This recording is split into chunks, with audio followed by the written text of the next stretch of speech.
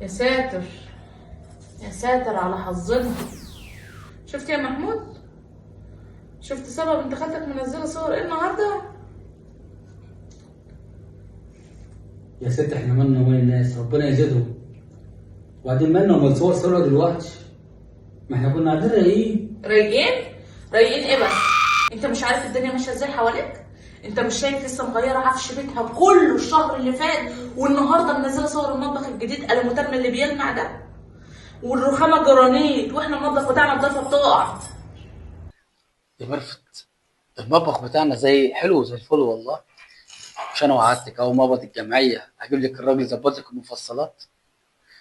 وبعدين يا ستي الاكل من ايدك انت حلو مش من الرخام والجرانيت.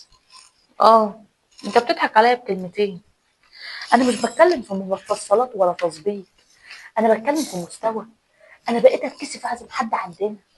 انت مش شايف الحيطه اللي هناك مقشره عامله ازاي؟ والله الانتريه ده كارتي سمسم مغير عليه مرتين، وانا قاعده كده، وانا قاعده المنظر وحش، مستوانا وحش. ليه كل الناس بتجري واحنا بنزحف؟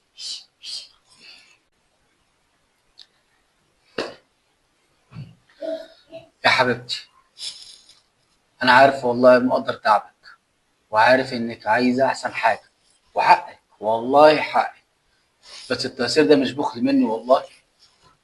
وانا نفسي وانت عارفه البر وغطاه، وانا نفسي اعيشك احسن عيشه، ونعود نعلم العيال احسن علام. الكلام ده واجب مش ميزه. انا بتكلم عني انا، عن ميرفت اللي عمرها بيجري وهي بتلمع عفش قديم وبتداري في حطام مشققه.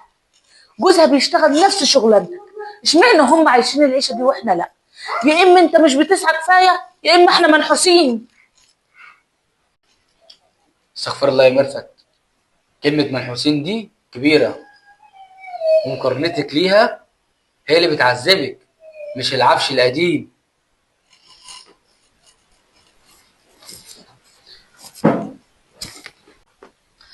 الستر والصحة ولمتنا حوالين بعض من غير لا مشاكل ولا محاكم ولا مستشفيات. انت اصلا باصة للي في غيرك ونسيت اللي في ايدك.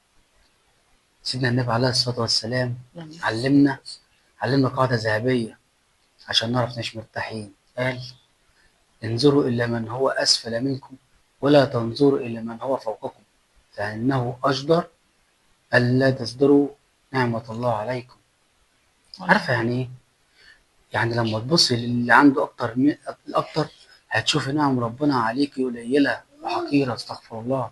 استغفر الله العظيم، استغفر الله لكن لو العظيم. بصيتي للي أقل منك، واللي ما عندوش سقف، واللي بيغسل كلى، واللي ولاده ضايعين لا قدر ستار يا الله رب بعد الشر. وضايعين، هتعرفي إن إحنا ملوك في بيتنا ده.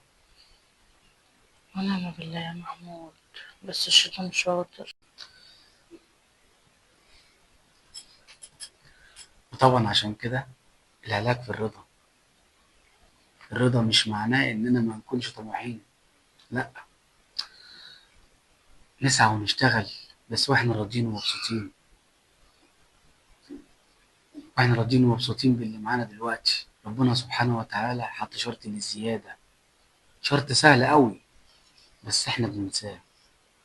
قال في كتابه العزيز: أعوذ بالله من الشيطان الرجيم: وإذ تأذن ربكم لئن شكرتم لأزيدنكم.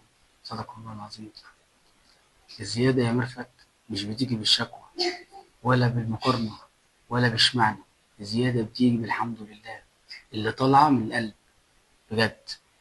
ارضي بالقسم ربنا تلاقي البركة ملت البيت ده وحولته القصر في عينيك. صدق الله العلي العظيم يا محمود. انا بس الشيطان ضحك عليا لما شفت الصور.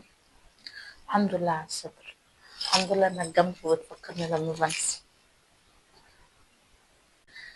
الحمد لله يا ستي. قومي بقى اعملي لنا كوبايتين شاي في المطبخ بتاعنا، ماشي؟ تمام. والشاي الحلو اللي بتعمليه من ايدك مش من رخامة. حاضر.